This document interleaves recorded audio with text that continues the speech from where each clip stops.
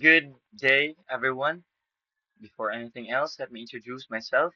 I am Michael James Daniel Argabrel, and today we will be talking about one of the article in the Unit 4. It is entitled The Value of Reason, Why Not a Sardine Can Opener by Emily Robertson. So before we dig in to the article itself, let us first understand or introduce our author named Emily Robertson. So, who is she? Emily Robertson is an associate professor emerita at Syracuse University in the United States. So, her work focuses on philosophy of education, especially the role of rational thinking, democracy, and moral education in schools. She has written many academic articles also and book chapters about rationality, knowledge, and democratic education.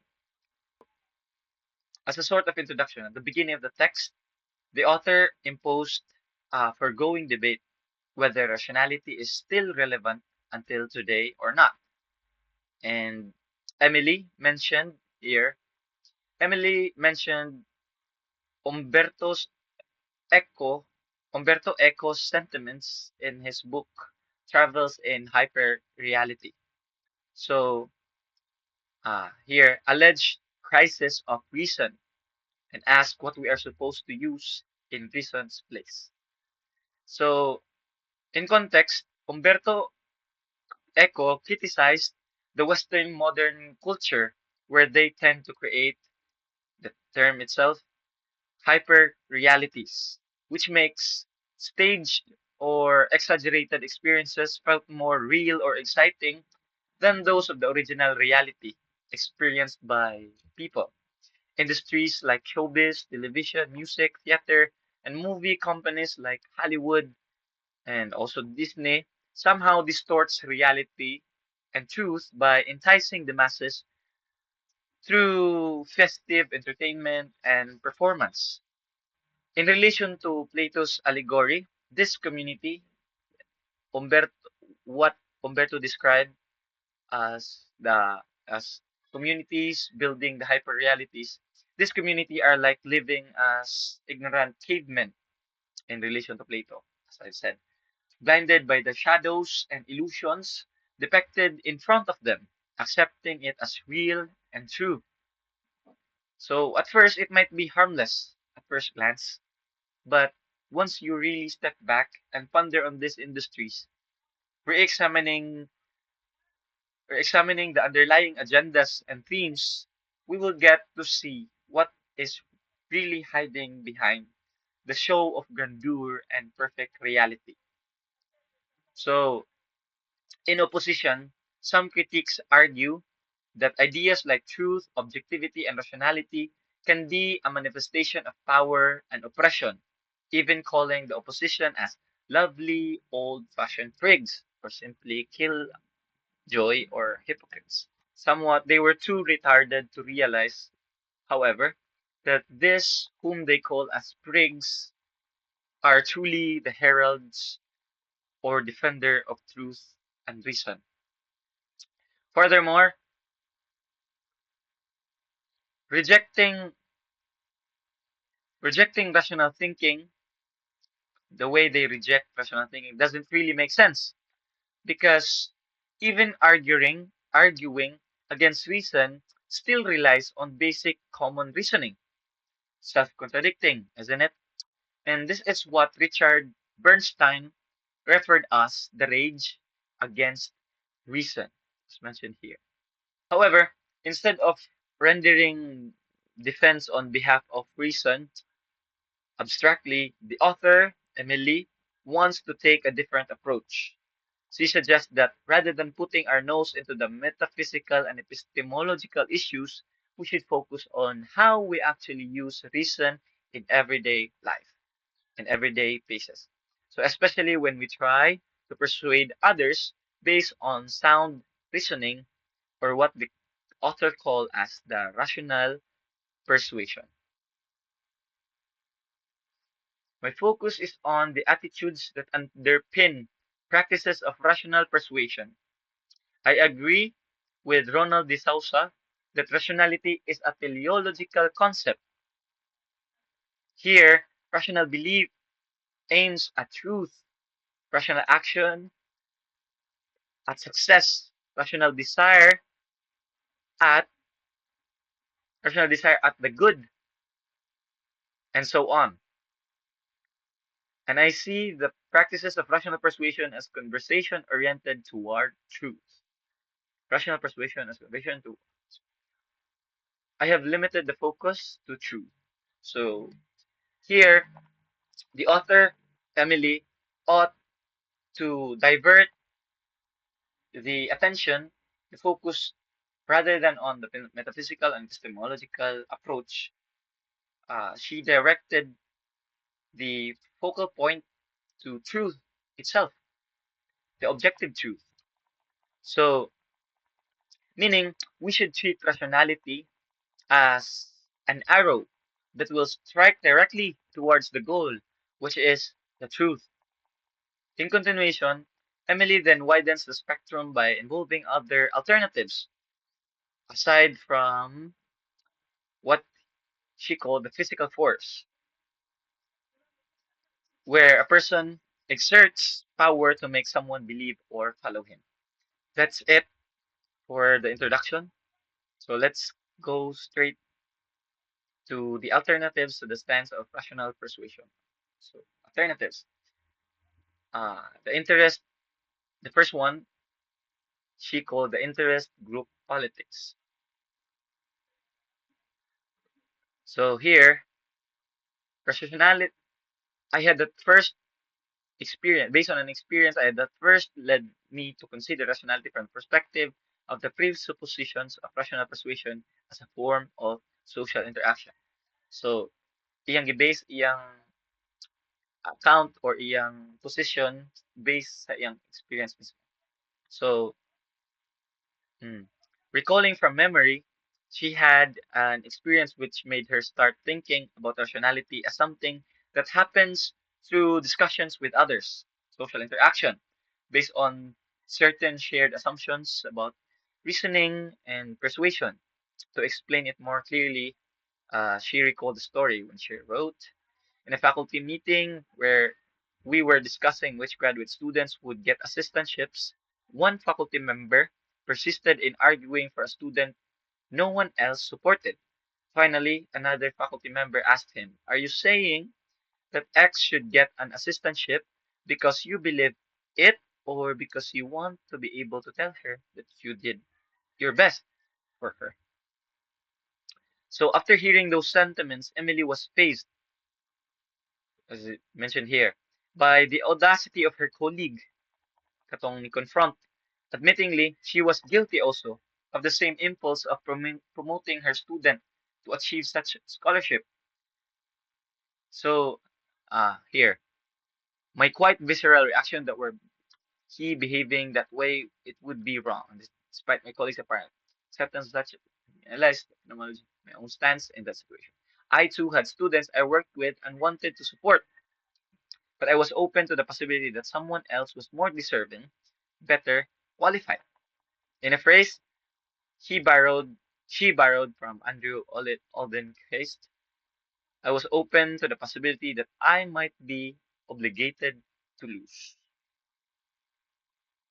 So, in a well-known paper on loyalty, Oldenkhist, I don't know, I'm not sure, writes, "We have every reason to try to find a basis for dialogue with a competitor, the Spartan or the Andromedan, for it supplements the possibility of winning by force or trickery with the possibility of winning or cutting losses by reasoning and persuasion, but it also adds the possibility of being obligated to lose."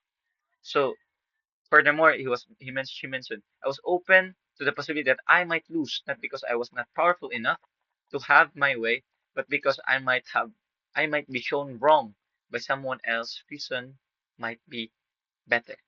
This passage clearly explains the value of genuine and honest dialogue, especially when we disagree with others. So, drawing on the idea of Andrew, the author was convinced that people should not debate merely on the intellectual concepts for the sake of winning the argument, but rather it is on leaving an opening for new valid knowledge and stronger argumentation. So, in essence, the term perhaps was being emphasized here, for which we accept the possibility that others' opinions might be right and we are wrong. So, we all know that admitting that we are wrong is somehow difficult to accept, right? Kanang matandog atong ego nga moangkon nga kita sayop nga sila sakto because we are too egoistic and individualistic to the point nga mo claim ta nga kita gyud sakto and mao na gi refute ni Emily aning dapita. So the text simply highlights the importance of humility to make people realize that the ultimate goal is not just about winning an argument, but it is also to arrive at objective truth and our willingness to accept it. So, in relation to the ongoing tension between USA, Israel, and versus the Iranian people, uh, we can relate this text because you know what, ang war can be avoided if both parties are willing to sit down, willing to listen, willing to admit if they've done wrong, and they could have or they could arrive at uh, at the common ground, at the middle, nga willing ang both parties nga mo give and willing po sila mo take. Di lang tayan kay take. Ako ang sakto, ikaw sayop. So, kung ingana pa lang ang paglantaw sa leader sa or president sa USA, Israel, and Iran, perhaps we they we could we could somehow avoid this kind of tragic war that is greatly affecting not just them within their boundaries, kundi ang tibuok kalibutan na. Mahal na kayong gasolina, mahal na ang krudo. So, expected if ang gasolina, ang krudo mo mahal gyud tanang palitunon. So, di na ta kapalit og barato kay mahal na tanan, pamiliti, and everyone in the entire world is affected because of their tension, because of their pride. Kay feeling lagi nila sila ang sakto, sila ang susgan.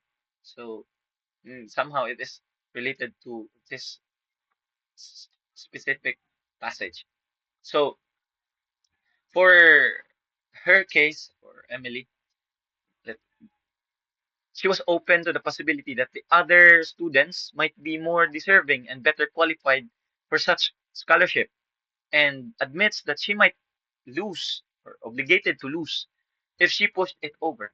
So it's not that she was not powerful enough, she mentioned, to fight for it, but she admits that someone else's reasons might be better. And she was right. She was right that only few people have the genuine humility to accept that they are wrong or their arguments are weak, because that we might feel uncomfortable and inferior. Most of us were more inclined to prove our stance, nga kita gisakto, as I said, rather than listening to others' opinions, which would greatly reflect our own sense of pride. So, uh, moreover, she expounded Andrew's idea of being obligated to lose. Hmm. Here, what does it mean to say that one might possibly be obligated to lose? The notion of obligation emphasizes the normative and social content of rationality. Persons who recognize that they might be obligated to lose have accepted communal norms for determining what is permissible to rationally believe in the situation. They are open to the possibility of being shown wrong in light of those norms. They hold their beliefs evidentially in the sense developed by Thomas Green.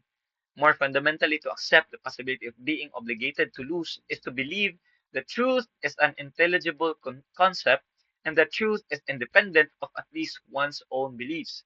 That is why it makes sense to suppose that you might discover you were wrong, might be obligated to lose. So, what does it mean?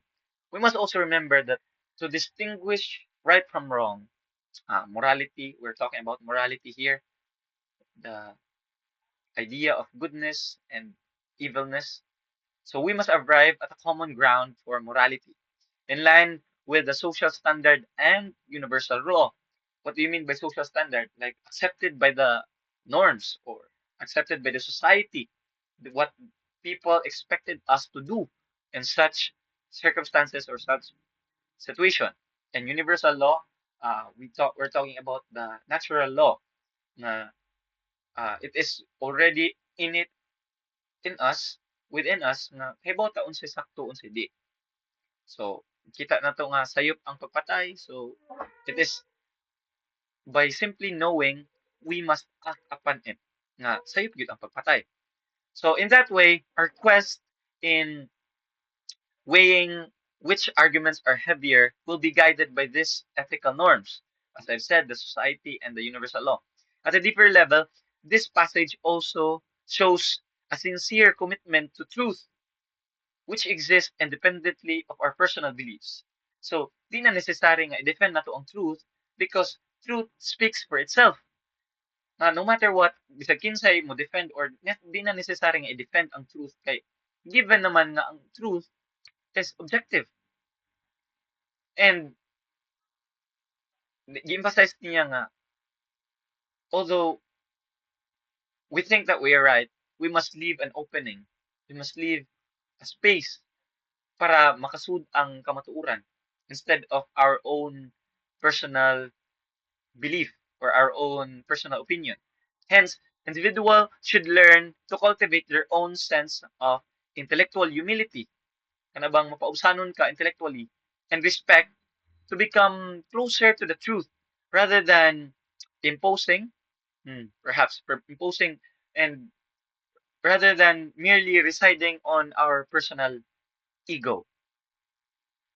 So, if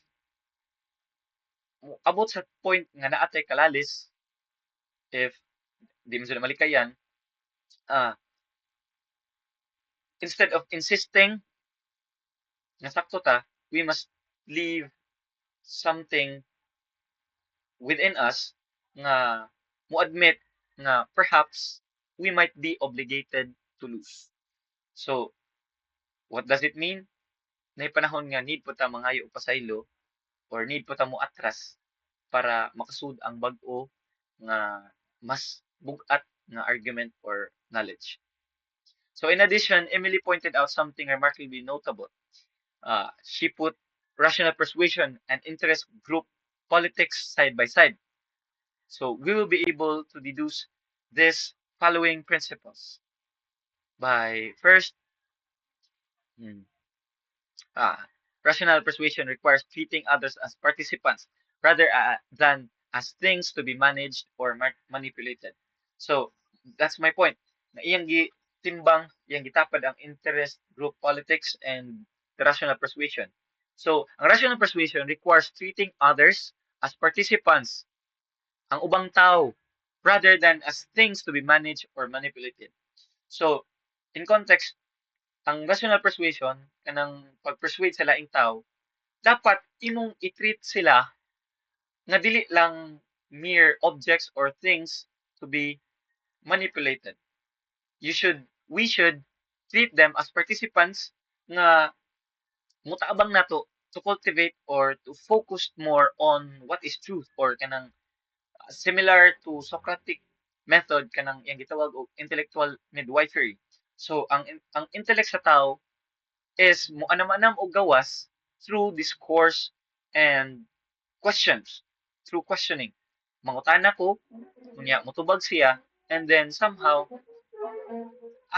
kitang duha magtinabangay aron mulugwa or mo gawas ang kamatuuran, ang wisdom behind it, or the truth underlying it.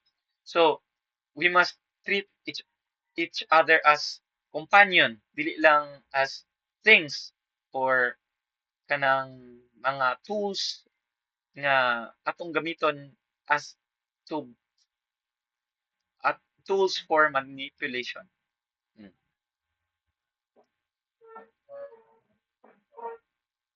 Moto'y una. So, ang moto'y take sa rational persuasion. So, on the other hand, the interest group politics treats other people as mere objects or things to be managed, persuaded, or manipulated. Here, the interaction lacks genuine openness because the goal is not affixed to truth, but for self-interest. Kabantay mo sa mga politiko nga, kuan, na sila ingon, but it doesn't necessarily pertains to truth. Sadyang ilang gitong giingon to gain the sympathy, or let's say the sympathy or di kaha ang support sa mga tao. Although katong ilang statement mismo is farther from the truth. Nga na ang interest mo ng ito og interest group politics. Kay naay manipulation na involved. So, mm, furthermore, ah, in contrast, the attitude toward other parties to the conversation of one whose interests do not permit risking the obligation to lose is akin to what Strawson called the objective attitude. So, unsa man objective attitude. So, atong i-quote si Strawson, to adopt the objective attitude to another human being is to see him as a subject for what might be called treatment, as something certainly to be taken account, perhaps precautionary account of, to be managed or handled, but it cannot include the range of reactive feelings and attitudes which belong to the involvement or participation with others, interpersonal human relationships. If your attitude towards someone is wholly objective, then though you may fight him, you cannot quarrel with him. And though you may talk to him, even negotiate with him, you cannot reason with him. You can at most pretend to quarrel or to reason with him. What does it mean? Kabantay mo sa atong mga ginikanan, ah, I would state concrete example here para mas masabtan, no?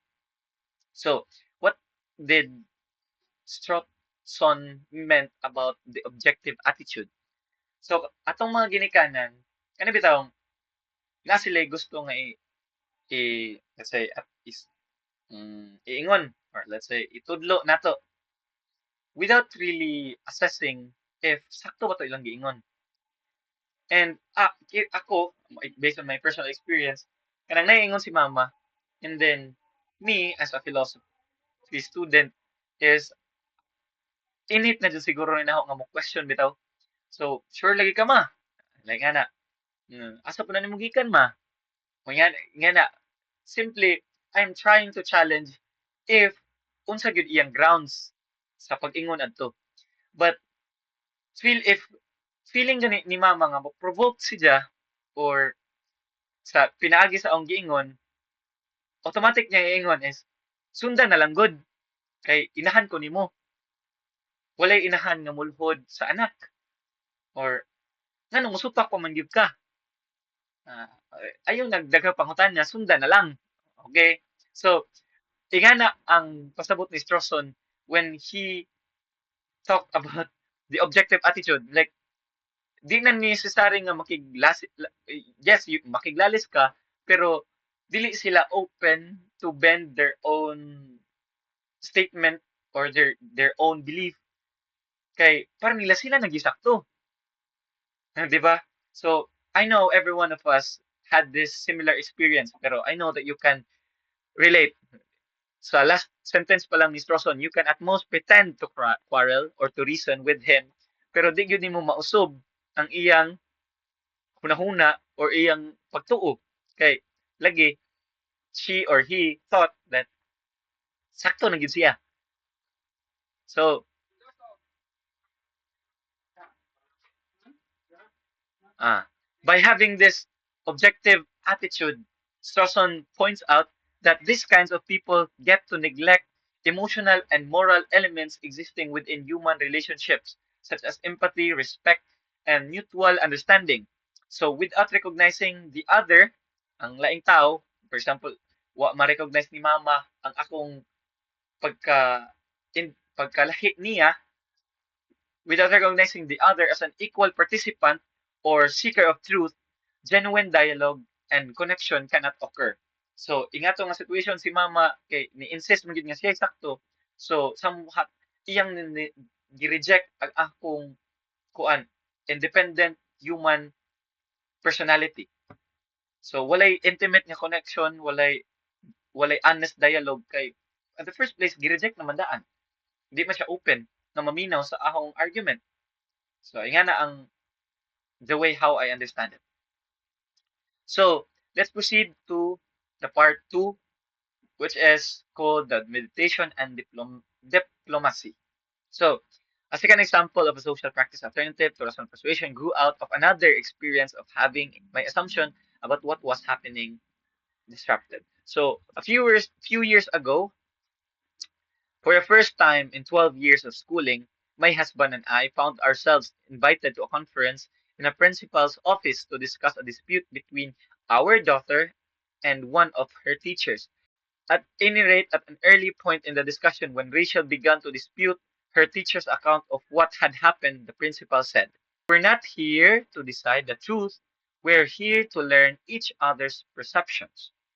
In that moment, I had to decide what I wanted from the meeting, uncovering the truth, okay, una, uncovering the truth about what had happened, that is seeing Rachel vindicated from every flaw, which is i-save si Rachel, i-prove na sakto jud si Rachel, or what I immediately understood the principal to be aiming at, namely figuring out a way that Rachel and her teacher could continue their relationship despite what had happened. So I imagine that high level diplomacy can be a lot like that. Each other, that it is not devoted to rationally persuading each other of the truth of the matter, but to figuring out a way to go on to live with each other in some semblance of peace and harmony.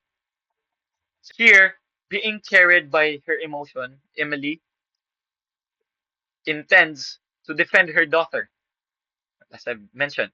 But being confronted by the principal's sentiments, she was taken aback. Naka-release bitaw, no? Instead of pointing fingers, that's what I've mentioned, instead of pointing fingers, the principal made it clear that the meeting was not intended to solely unravel the truth, but to make amends by bridging the two parties, ang si Rachel and iyang maestra. Clearly, it was not about who is right or wrong, but it's more about re-establishing the relationship, the broken relationship of the two. Emily, Emily's experience made her realize that being right does not always resolve an issue, but forgiveness does. She further expounds this alternative from a feminist perspective in the name of Anne Seller here. As she wrote, knowledge tells us how to make sense of the world, how to adapt to it, what demands realistically to make of it. It tells us what is there. Politics, too, is trying to make sense, to live with, adapt to, but the knowledge of what peace and equality are is not something that can be bumped into by an individual with a map or compass. What peace and equality are discovered to be will depend on the decisions that various communities have taken. Through our decision with a community, we decide how we want to belong to the world, how we want to set about understanding it, living in it, and changing it. We have nothing else to rely upon except each other in taking those decisions. So, Anseller argued that knowledge and political ideas like peace and equality are not simply discovered as fixed truth. dili lang ma-attain ang peace and equality pinaagi sa truth mismo, sa by abiding or residing with the truth. Instead, they are shaped by the decisions and agreements of our own communities. In this view, people rely on one another to decide how they understand and live in the world. So, in essence, Emily compared interest group politics and mediation, as she wrote. Unlike interest group politics, mediation does not involve covert rejection of the possibility of being shown wrong, but it does accord the search for truth a lesser role in the exchange. The alternative of mediation points out that while truth is a good, mo na yung point, it is not necessarily one that trumps all other goods in all circumstances. Sakto man nga sakto man nga musubay ta sa truth, pero dili ra na mao unta ang atong i-consider, kundi ato pong i-consider ang peace and harmony and equality. As my colleague Tom Green sometimes puts it, if it really is true that the heavens may fall from our pursuit of truth, maybe we should reconsider. So there is a question about when truth matters and why it matters. To choose the stance of rational persuasion in a specific context is to accord greater weight to truth in those circumstances than to other competing goods. So the passage then introduces mediation as another way of dealing with disagreements. Yes, we can encounter disagreements from other people, especially sa atong peers, sa atong maestro, o di ka sa atong ginikanan mismo. So, in some cases, people may choose to compromise to achieve peace and social harmony. Compromise. So, sa situation ni Emily Robertson, she must compromise. They must compromise sa iyang banang na instead of fighting, instead of proving that the teacher is wrong, they compromised nga, okay, dili na siguro necessary nga atong balik-balikon, atong i-prove nga sakto ta, kundi the main goal is to have a social harmony or to have a resolution nga ma-resolve ang conflict between her child, between her daughter, and the teacher. So that's the point of mediation and diplomacy. And now, it, we will proceed to the third alternative, she called disruption. Disruption as a stance was exhibited in a fascinating recent article by Jeffrey Rosen in the New Yorker about the increasing frequency of hung juries.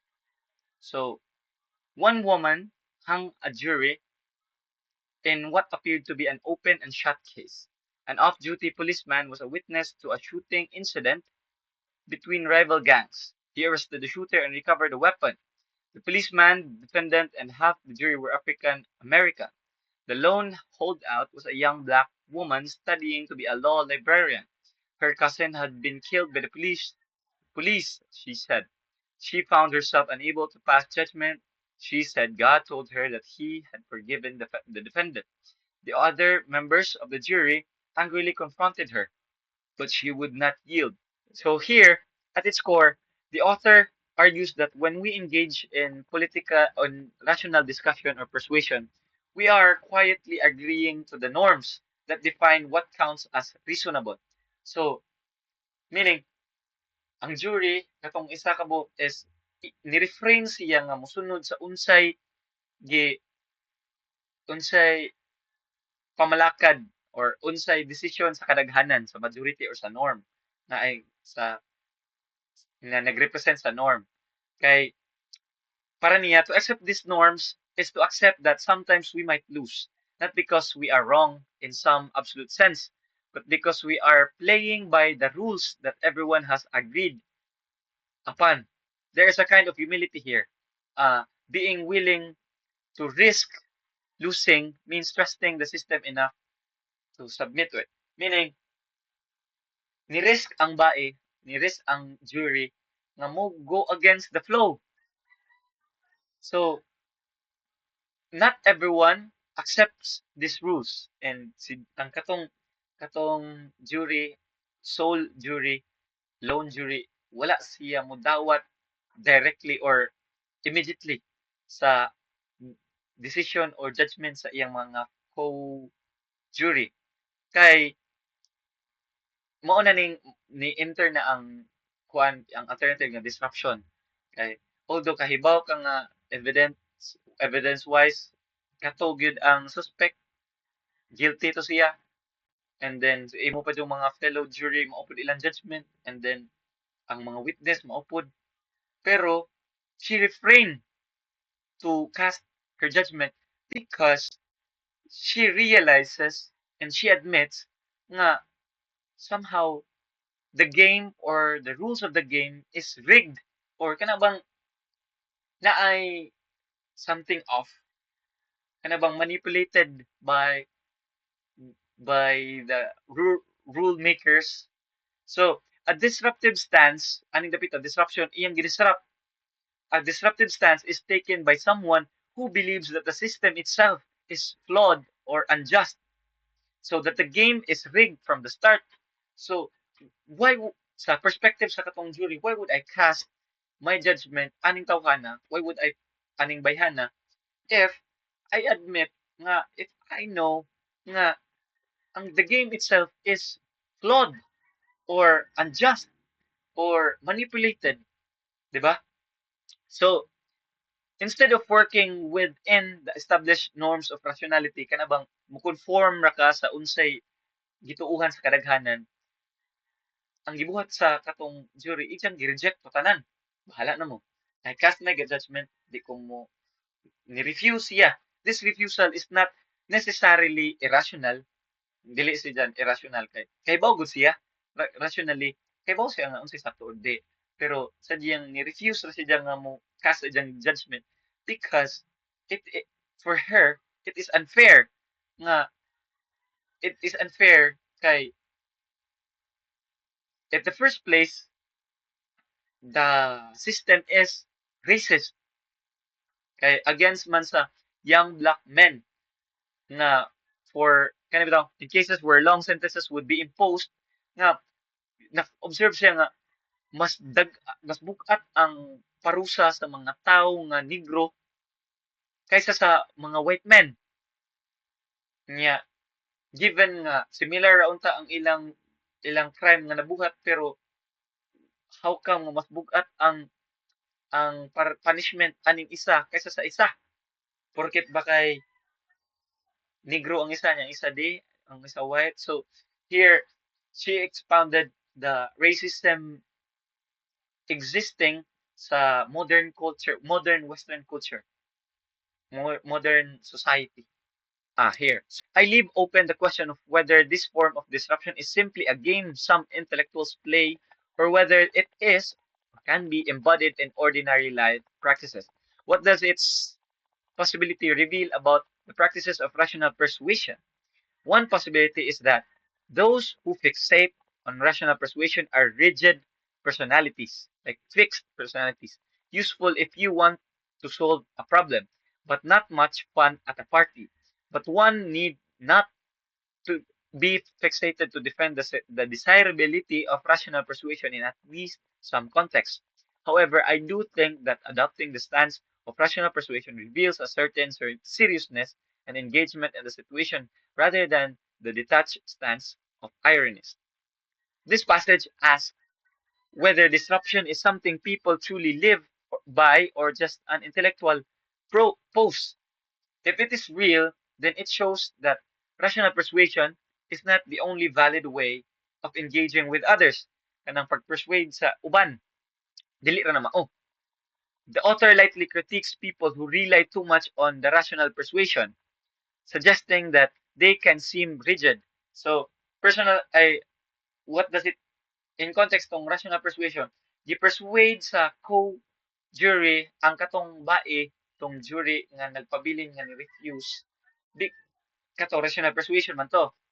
So kanang pasabot sa author nga dili ra na mao, dili ra dapat ingana kay una, in some cases dili man pud sa tanan, in some cases naamanggoy panahon nga ang system is easily manipulated.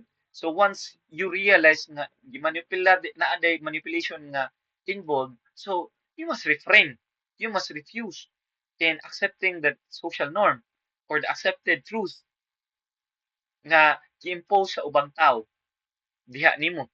So in short, how we engage through reason, disruption, or detachment reveals our attitude towards other and the real situation itself. In conclusion, this text written by Emily Robertson argues that while identity, emotion, and solidarity shape human relationships, the stance of rational persuasion seeking truth through shared reasons remains valuable. It acknowledges tensions. Identity politics may rely on myths, rational argument can feel detached or even coercive, and sometimes people prioritize solidarity over truth. Still, rational persuasion is defended as a moral and social ideal. It treats others as equals, invites open dialogue, and allows for the possibility of being wrong. Ultimately, the author concludes that although alternatives exist, like disruption, negotiation, retreat, as I've mentioned earlier, rational persuasion is essential in many contexts, especially in education and public life, because it supports truth seeking and meaningful human cooperation. That's all for my part, and have a great day.